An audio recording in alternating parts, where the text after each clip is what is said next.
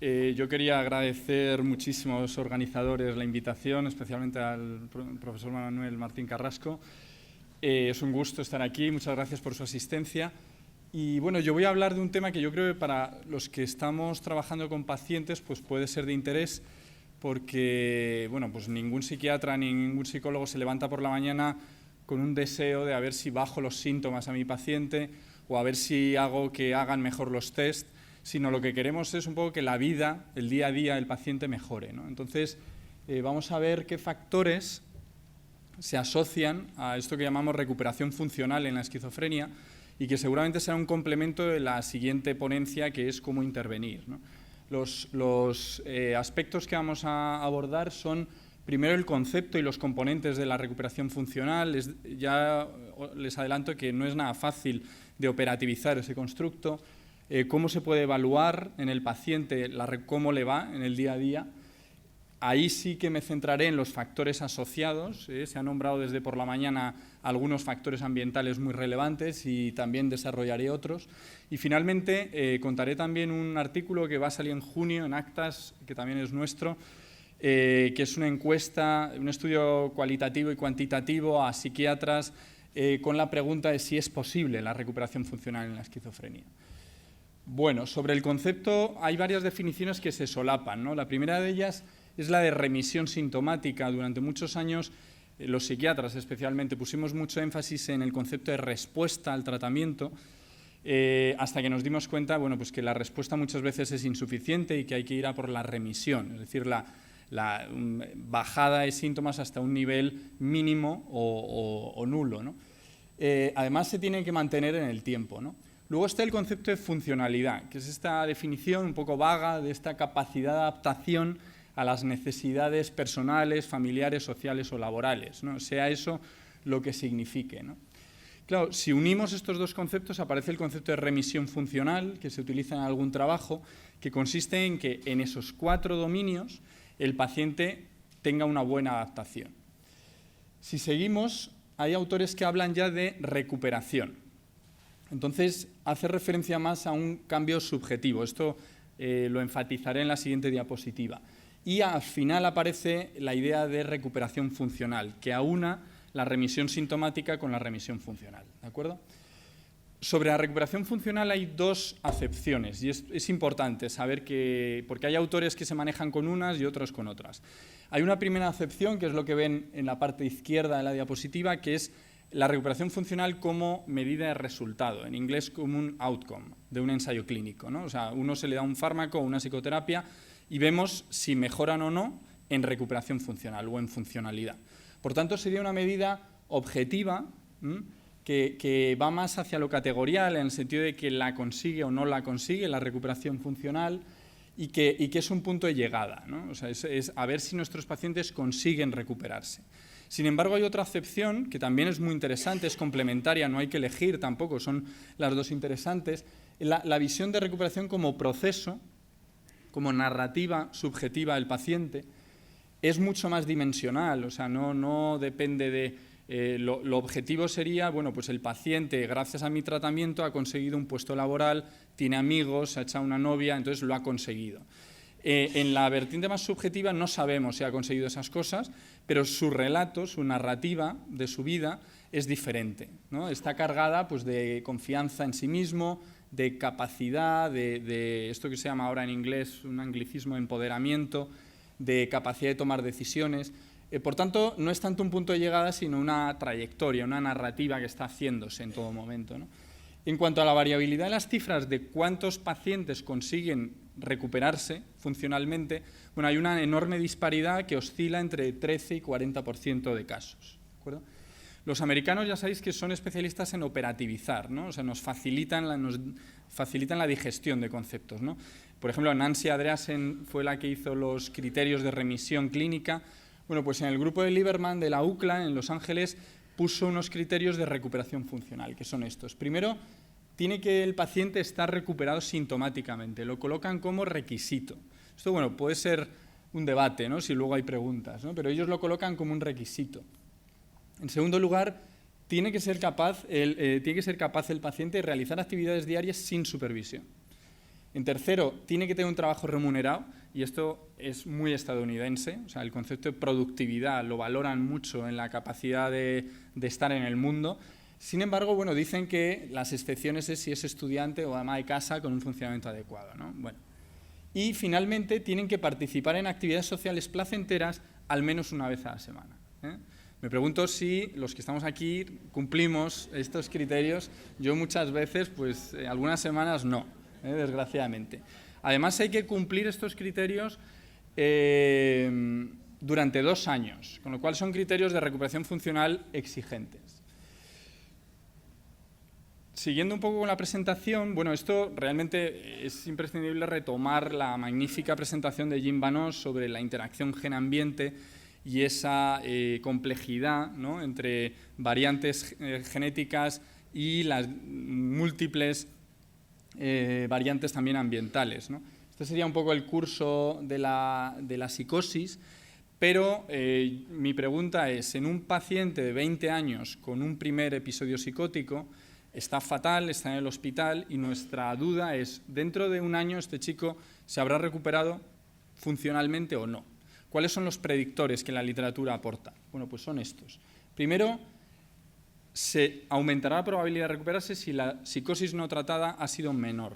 Es decir, si cuando lo hemos cogido nosotros lleva desde los 13 años con síntomas psicóticos, peor pronóstico. En segundo lugar, los tóxicos, ¿no? El profesor Vanos ha nombrado mucho el cannabis, la cocaína, el LSD, las pastillas de diseño. La ausencia de síndrome negativo. El déficit cognitivo, que en la anterior ponencia se ha subrayado también. La respuesta precoz al tratamiento, que en agudos se le pueda dar de alta pronto, pues también predice una buena respuesta a largo plazo.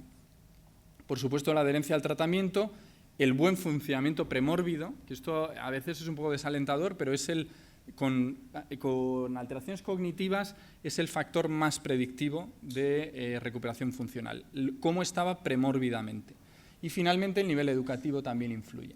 Pero hay otro factor en el que estamos nosotros involucrados. Un factor predictivo es en qué red de atención de salud mental esté el paciente. Es decir, no tiene nada que ver una red con otra, si han viajado a otros países y ven cómo se trata a los pacientes con psicosis. Bueno, pues un servicio de salud eficaz, es decir, que tiene estos dos componentes, por un lado que integra distintos profesionales, por supuesto farmacología con psicoterapia, tratar exclusivamente con farmacoterapia a pacientes con psicosis, bueno, pues parece insuficiente, ¿no? Y en segundo lugar, con una gran accesibilidad, ¿no? En ese sentido, bueno, la reforma psiquiátrica, el acercamiento al paciente, yo creo que a la vida diaria del paciente ha sido muy positivo. Además, una serie de valores son imprescindibles. Uno es este lema que dicen mucho las asociaciones de pacientes, de usuarios, que es nada por nosotros sin nosotros, tener al paciente en consideración en la toma de decisiones y empoderarlos, ¿no? Y finalmente, bueno, aspectos del entorno, por ejemplo, determinados climas familiares o cuidadores realistas que apoyen el proceso. Esto sería una definición muy sucinta de un buen profesional en salud mental. Realismo, pero con capacidad de apoyo y de cuidado, ¿no?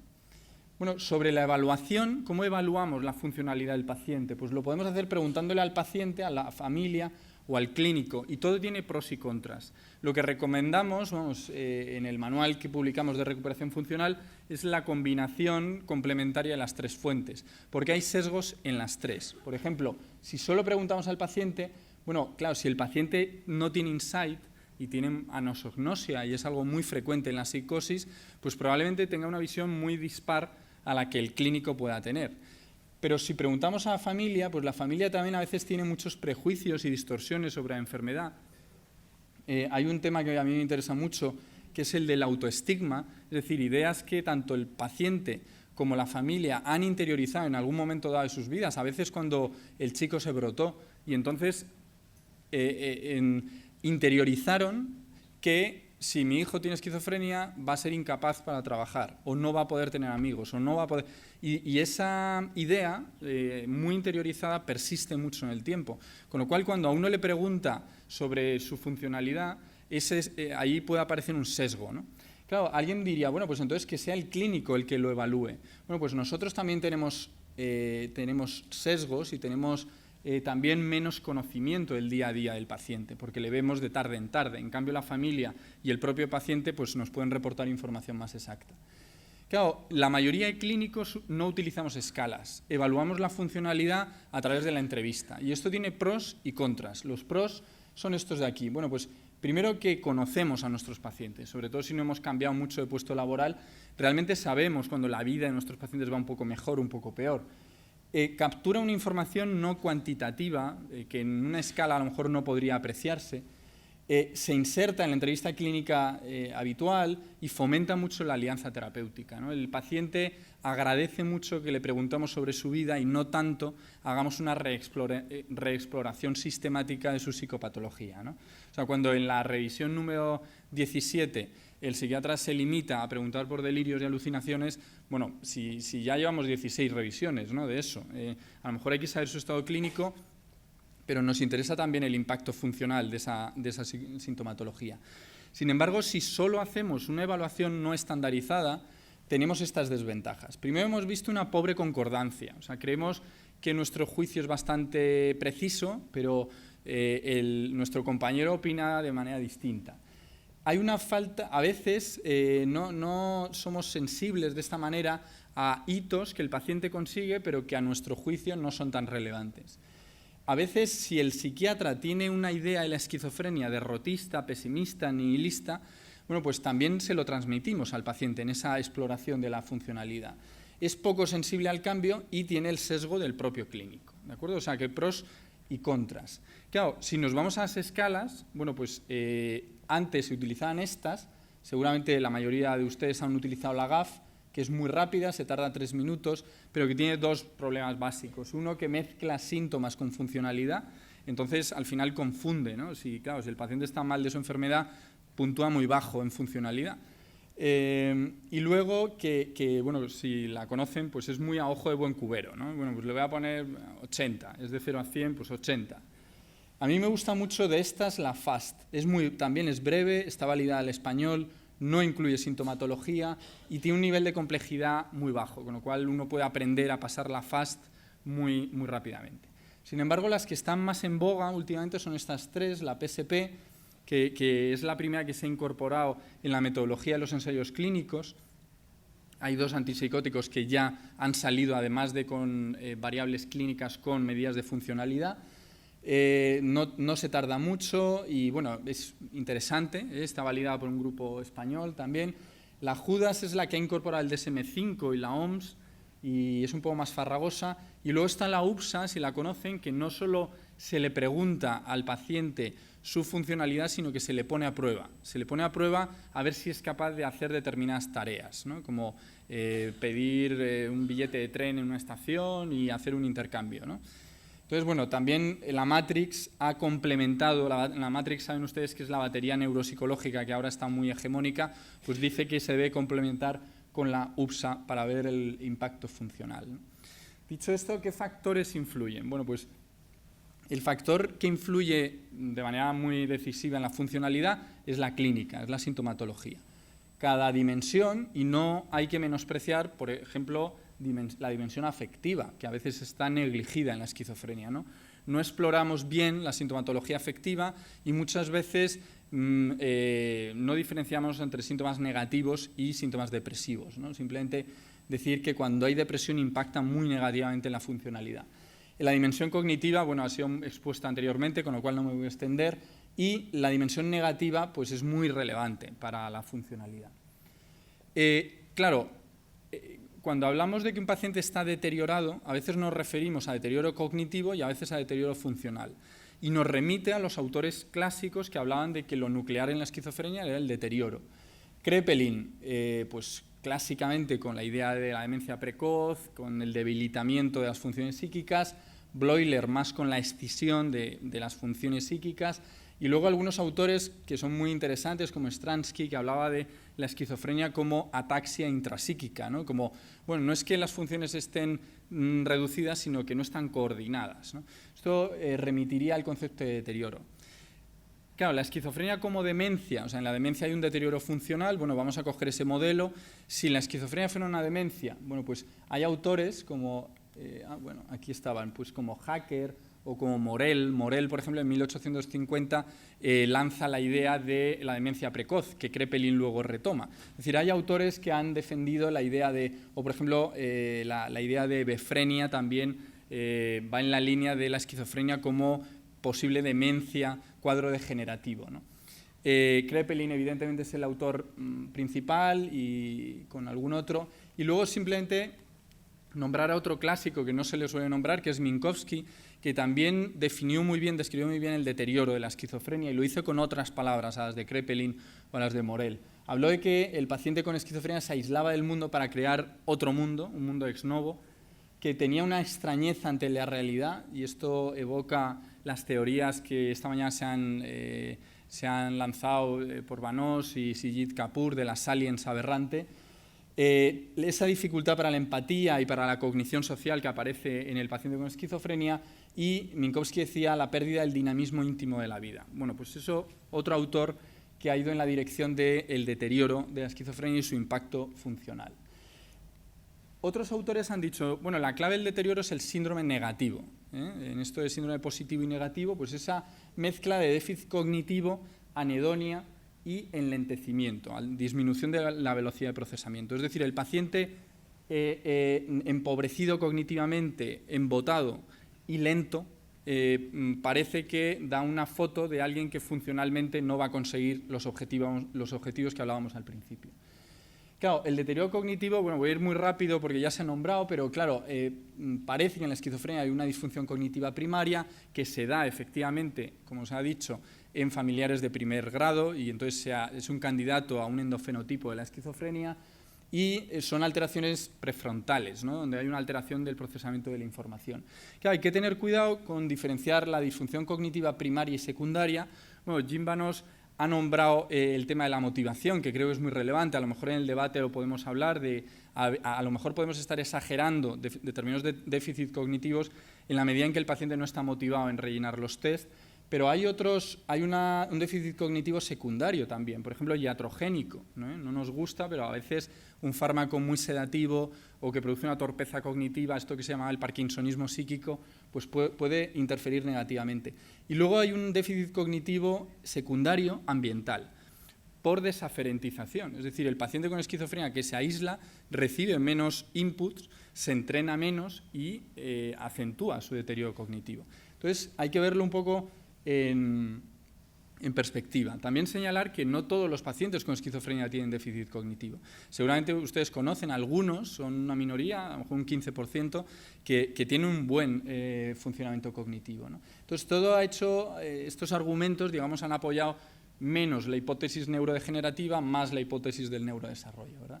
Bueno, estas son las áreas cognitivas afectadas, esto me lo voy a saltar, y esto también, y lo que está claro es que la cognición impacta en la funcionalidad, en la capacidad de resolver problemas, mantener un trabajo, conseguir amigos, mantenerlos, etcétera, etcétera. Dentro de la cognición hay una variante que es básicamente a lo que yo me dedico, se ha nombrado a la teoría de la mente, la cognición social, y muy brevemente decir que igual que podemos medir atención, memoria, función ejecutiva, podemos medir aquellas operaciones mentales que subyacen a cualquier interacción social. Es decir, cuando hablamos con alguien, nuestro cerebro, determinadas estructuras están en pleno funcionamiento, lo que pasa es que hace un procesamiento de la información automática, inconsciente, implícita, pero que se puede evaluar. Entonces, a la cognición social, algunas diapositivas se quedan en blanco. Bueno, me las sé. La cognición social tiene varios componentes que son la percepción, la interpretación y la generación de respuestas adecuadas. Entonces, uno puede ser bueno o malo en cada uno de estos tres niveles, ¿no? O sea, percibir el estímulo social, normalmente la mirada, y sabemos que en la esquizofrenia el contacto visual está alterado, normalmente hay un retraimiento visual o un contacto visual muy fijo, muy invasivo, que tampoco es eficiente para captar información sobre el otro.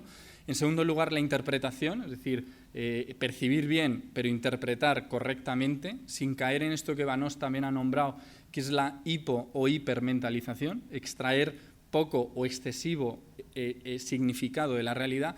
Y en tercer lugar, esa generación de respuestas proporcionadas, ¿no? Entonces pasamos de cuando, imaginémonos ser muy malos en cognición social, El mundo, claro, es muy opaco, ¿no? No sabemos las intenciones de los demás, no sabemos cómo se sienten, no podemos empatizar. Entonces, claro, el mundo para alguien con un deterioro de la cognición social es muy oscuro y nuestra idea, lo que tenemos que promover desde la salud mental es una mayor claridad, ¿no?, de pensamiento, un mayor funcionamiento social, ¿no? La cognición social tiene 4 dimensiones, no es solo una, que son las siguientes, ¿no? Una es el procesamiento emocional, todo lo que tiene que ver con identificar y reconocer emociones en los demás. La segunda dimensión es la teoría de la mente, tener teoría de la mente, inferir el estado mental del otro, sobre todo ideas, intenciones y formas de ser. Y, en tercer y cuarto lugar, el estilo atribucional es otra dimensión. Esto es un consenso de expertos del 2015 de Pinham en Estados Unidos. La tercera dimensión de la cognición social es la manera en que recurrentemente damos sentido a situaciones ambiguas. Entonces, tendemos a lo largo de la vida a cierta recurrencia. Entonces, lo que hemos visto es que en pacientes con psicosis hay una tendencia a un estilo atribucional más externo y más personalizado, ¿no?, más hostil, más paranoide. Y finalmente, la cuarta dimensión es la percepción social, que es la capacidad de decodificar, de entender normas de comunicación que son implícitas, pero que cuando alguien las transgrede, salta la alarma. Por ejemplo, la distancia corporal. Si en el descanso nos ponemos a hablar, nos vamos a situar a una distancia corporal correlativa al grado de intimidad que tenemos con nuestro interlocutor. Claro, nadie lo hace conscientemente, pero si viene alguien y se nos pega mucho, salta la alarma y nuestro cerebro dice, uy, aquí pasa algo raro. En los pacientes con psicosis, con esquizofrenia, hay una muchas veces mala decodificación de estas señales y por eso su comunicación es anómala, ¿no? Hay 3 factores ambientales que se han nombrado esta mañana que son decisivos para que el paciente con vulnerabilidad psicótica acabe en esquizofrenia o el paciente con esquizofrenia acabe con peor funcionalidad, que es consumo de tóxicos, trauma infantil, ¿verdad?, y urbanidad. Entonces vamos a nombrar algunos de ellos. Sobre todo esta diapositiva parece que viene a cuento de la ponencia de por la mañana. Hablamos de el fenotipo es la unión, evidentemente, entre el genotipo y el ambiente. El genoma de la esquizofrenia sabemos que es complicadísimo, ya se ha dicho esta mañana, y sobre todo que las variantes genéticas interactúan entre sí. O sea, no es solo que sean muchas, es que entre sí hay interacciones y además hay interacciones epigenéticas muy complejas con múltiples factores ambientales. Entonces, cada factor ambiental tiene un tamaño del efecto muy pequeño, con lo cual, aunque actuemos sobre uno de esos factores, seguramente el riesgo lo vamos a mantener. Por tanto, tenemos que ir a intervenciones muy globales, muy en población general, un poco en la línea de lo que se decía esta mañana, ¿no?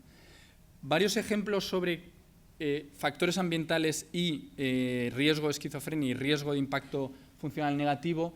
Uno muy bonito, epidemiológicamente, es la urbanidad. Se ha hablado esta mañana de si vivir en Palencia o vivir en Madrid es mejor o peor. Bueno, pues este gráfico muestra el riesgo relativo de padecer esquizofrenia si uno vive en un pueblo pequeño, en un pueblo grande, pequeña ciudad, suburbio de capital o capital. Bueno, vemos que si uno vive en una capital tiene más riesgo de tener esquizofrenia y también de tener peor funcionalidad.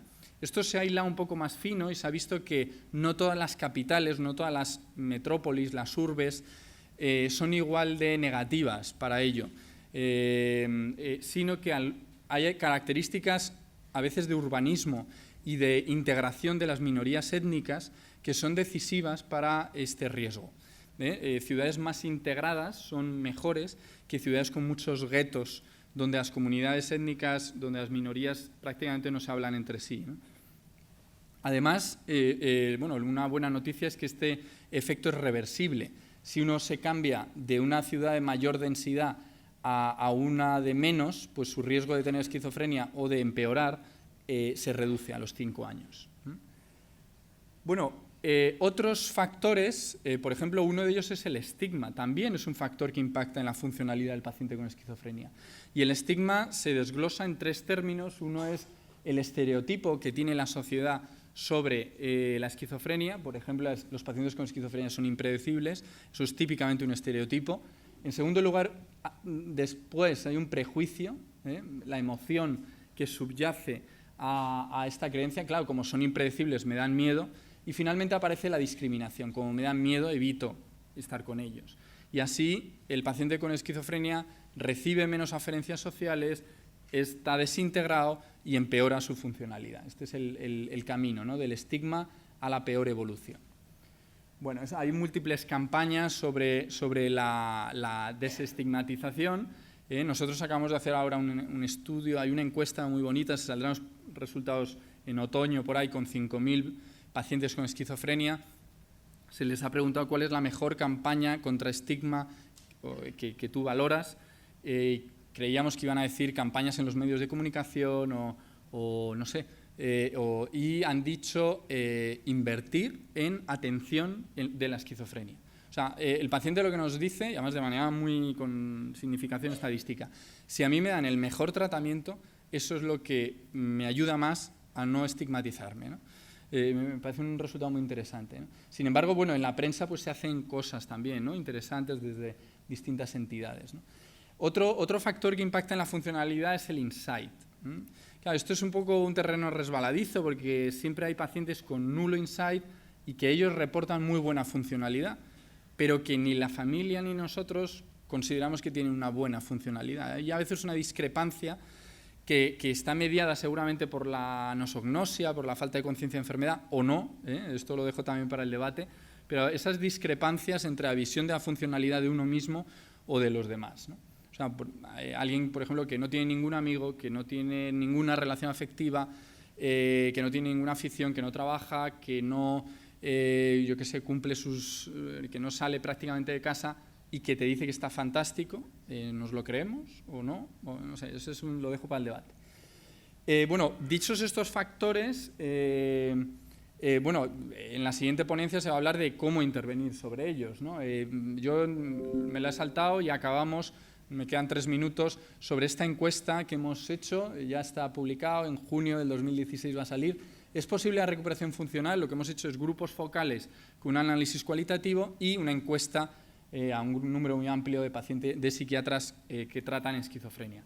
Les hemos hecho, he seleccionado 6 preguntas de todas las que hemos hecho. Una es, ¿utilizas escalas que evalúan la funcionalidad de tus pacientes?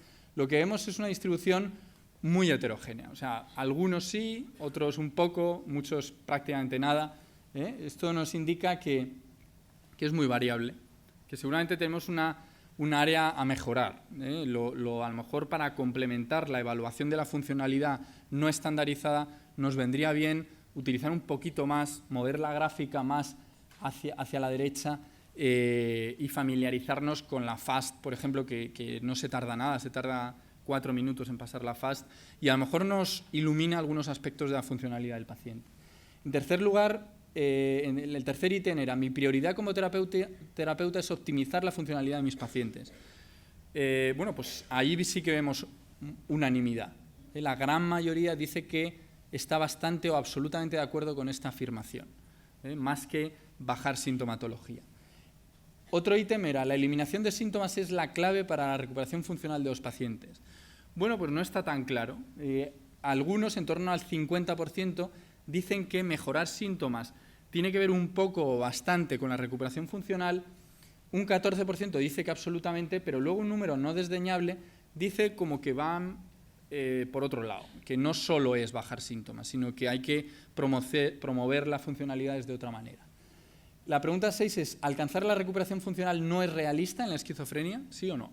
Bueno, pues aquí vemos que muchos, pero de una manera muy heterogénea, están en desacuerdo, pero bueno, por ejemplo, un poco en desacuerdo, bastante en desacuerdo, muy en desacuerdo.